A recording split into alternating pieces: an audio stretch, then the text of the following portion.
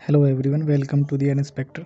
तो देखिए, आज की इस वीडियो में हम लोग ये जो चैप्टर नंबर 3 निर्देशांक ज्यामिति है उसकी प्रश्नावली 3.1 यानी 3.1 के जो क्वेश्चन 1 और 2 हैं तो उनको सोल्व करेंगे। ठीक है, तो इसमें देखिए पहला क्वेश्चन ये दिया गया है कि एक अन्य व्यक्ति को आप अपने अध्ययन मेज पर रखे टेबल लैंप की स्थिति किस तरह बताएंगे। मतलब हमें अगर उसे कोई हमारा टेबल लैंप है, जैसे देखिए ये हमने बनाया है, ये हमारा टेबल लैंप है और इस पर ये लैंप रखी गई है। ठीक है, तो इसकी स्थिति अगर किसी दूसरे बंदे को बतानी है जो हमारे सामने बैठा हो तो उसको कैसे बताएंगे। ठीक है, तो चलिए देखते हैं। देखिए यहाँ पे ये एक किनारा ये है इस टेबल का और एक किनारा ये है, तो हम क्या करेंगे यहाँ पे इसको ये मान लेंगे, हम माना छोटे किनारे से लैंप की दूरी छोटा, देखिए छोटा किनारा तो ये है। अब छोटे किनारे से लैंप की दूरी कितनी है, यहाँ पे वाई लीजिए, तो आप देखेंगे छोटा किनारा ये है और छोटे किनारे से जो लैंप है वो मतलब ये जो है कितना है, वाई है। ये कितना है, वाई। यहाँ से यहाँ तक हमने क्या बोला, वाई है। तो ये यहाँ से यहाँ तक कितना हो गया, वाई मात्रक। ठीक है, कितना है, वाई मात्रक है। ठीक है,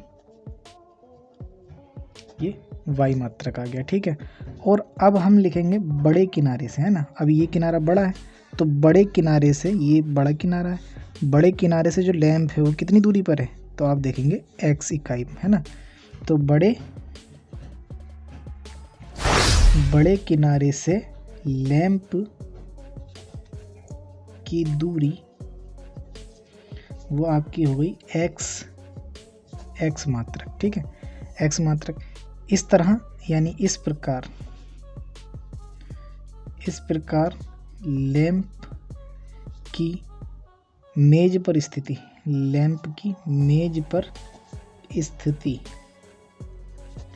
वो आपकी हो जाएगी, देखिए या तो हो जाएगी एक्स वाई या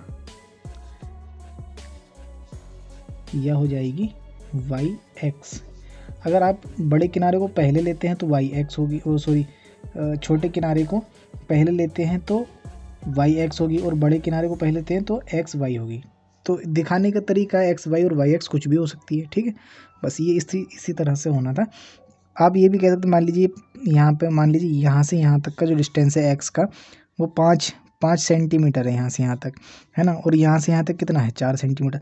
तो आप जानते हैं, आप इसे ऐसे लिख सकते हो कि इसकी जो स्थिति है इस लैंप की वो 5, है या कितनी हो जाएगी, 5,4 है, ये कितनी हो जाएगी, 4,5 हो जाएगी। दिखाने के तरीके अब, क्योंकि अभी तो हम आगे पढ़ेंगे ना बिंदु को दिखाते कैसे हैं, तो ये वहाँ बाद में ये निश्चित हो जाएगी ये चीज़। ठीक है, चलिए अभी अगला क्वेश्चन कर लेते हैं। आगे हमें क्वेश्चन दिया गया है सड़क योजना के बारे में। कह रहा है एक नगर में 2 मुख्य सड़कें हैं। ठीक है, तो देखिए मैंने पहले ही बना लिया है डायग्राम, ये बनाया हमने। तो ये जो हमें एक एन दिया है और एक ये जो काली लाइन देख रहे हैं आप, ये किसी नगर की मुख्य सड़कें हैं। ठीक है, तो ये मुख्य सड़कें हमें दी गई हैं। आगे देखें, कह रहे हैं एक नगर में 2 मुख्य सड़कें हैं जो नगर के केंद्र पर मिलती हैं। ये 2 सड़कें उत्तर दक्षिण की दिशा और पूर्व से पश्चिम की दिशा में हैं। नगर की अन्य सभी सड़कें इन मुख्य सड़कों के समांतर परस्पर 200 मीटर की दूरी पर हैं। प्रत्येक दिशा में लगभग 5 सड़कें हैं।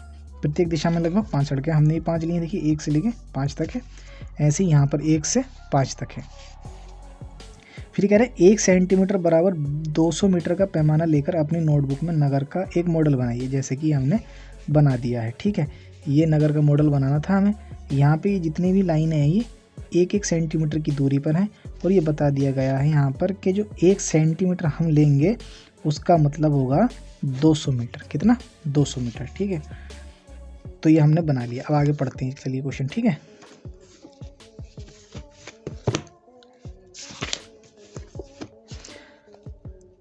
आगे क्वेश्चन में बोला है आपके मॉडल में एक दूसरे को काटती हुई अनेक क्रॉस स्ट्रीट हो सकती है। देखिए क्रॉस स्ट्रीट किसे बोल रहे हैं, जैसे ये है, ठीक है, स्ट्रीट, ये एक दूसरे को काटती हुई स्ट्रीट है। ये जहाँ मतलब जहाँ पर भी ये लाइनें काट रही हैं एक दूसरे को, स्ट्रीट है मतलब चौराहे हैं, ठीक, जो 2 लाइनों के काटने से यानी 2 गलियों के काटने से बन रहे हैं। ठीक, आगे देखें, अब कह रहे हैं आगे, एक विशेष क्रॉस स्ट्रीट 2 सड़कों से बनी है जिनमें से एक उत्तर दक्षिण दिशा में जाती है और दूसरी पूर्व पश्चिम की दिशा में जाती है। प्रत्येक क्रॉस स्ट्रीट का निर्देशन इस प्रकार किया जाता है, यदि दूसरी सड़क उत्तर दक्षिण की दिशा में जाती है, दूसरी सड़क कहाँ जाती है, दूसरी सड़क उत्तर दक्षिण दिशा में जाती है और 5वीं सड़क पूर्व से पश्चिम की दिशा में जाती है। तो ये बता रहे हैं कि दूसरी सड़क जो है वो उत्तर से दक्षिण दिशा में जाती है। दूसरी सड़क, ये दूसरी सड़क है, उत्तर से दक्षिण दिशा में जा रही है, ठीक है। और 5वीं सड़क ये देखिए आपकी पूर्व से पश्चिम की दिशा में जा रही है, ठीक है, पूर्व पश्चिम की दिशा में, ये 5वीं सड़क हो गई, ठीक। तो इस तरह से निर्देशन इनका किया जाना है। और फिर कह रहे हैं पूर्व से पश्चिम की दिशा में जाती है और ये एक क्रॉसिंग पर मिलती है, तब इसे हम क्रॉस स्ट्रीट यानी 2,5 कहेंगे। ये बता दिया इन्होंने कि जो दूसरी सड़क उत्तर दक्षिण में जाती है, दूसरी सड़क उत्तर से दक्षिण में जाती है और 5वीं पूर्व से पश्चिम में जाती है, तब ये जहाँ पर क्रॉस करती है, मतलब जहाँ पर ये क्रॉस करती हैं दूसरी सड़क और 5वीं सड़क, तो ये है ना दूसरी और 5वीं, जहाँ पर ये काटेगी, तो इसे कितना कहेंगे हम, इसको कहेंगे 2,5। इसे इसका नाम पड़ेगा ना, इधर से ये 2 है और इधर से 5 है, तो इसका नाम क्या पड़ेगा 2,5, ये बताया इन्होंने, ठीक है। ये क्या पड़ेगा आपका 2,5।